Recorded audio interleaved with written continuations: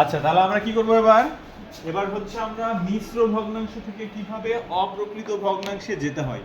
কি করব? মিশ্র ভগ্নাংশ থেকে অপ্রকৃত ভগ্নাংশে কিভাবে যেতে হয়। একটু আগে আমি লিখছিলাম না যেরকম 7 পূর্ণ 1 এর 5 এরকম লিখছিলাম না? তো এই যে মিশ্র ভগ্নাংশ থেকে যদি অপ্রকৃত ভগ্নাংশে যেতে চাই, তাহলে এই হর দ্বারা এই পূর্ণ সংখ্যাকে কি করতে হবে? গুণ করতে হবে। কি করতে হবে?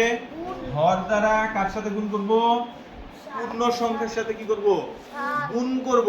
7 না, এখানে 7 না থেকে অন্য কিছুও থাকতে পারে। পারে না? একটু যেমন 55 লিখছিলাম, থাকতে পারে না? তাহলে হর দ্বারা কি করব? এই পূর্ণ সংখ্যার সাথে কি করব? গুণ করব। এবং গুণ ফল যেটা পাবো তার সাথে লবের সাথে কি করব? যোগ করব। কি করব? যোগ করব। তাহলে একটু উদাহরণ দিয়ে ফেলি। তাহলে 5 সাথে কত হয়?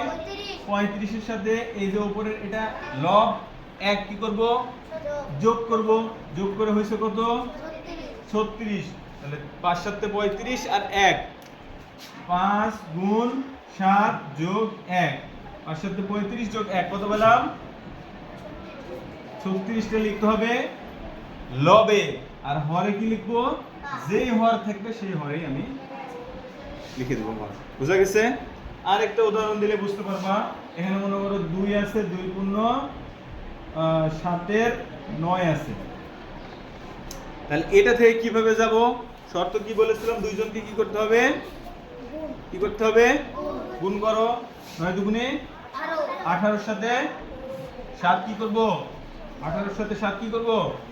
যোগ করব। তাহলে যোগ করে ফেলো। 18 19 20 21 22 23 24 25 কত পেলাম? 25 কোথায় যাবে? উপরে যাবে। আর নিচে কত আসবে? 9। যে হর থাকবে হর হরে চলে আসবে। বুঝা গেছে?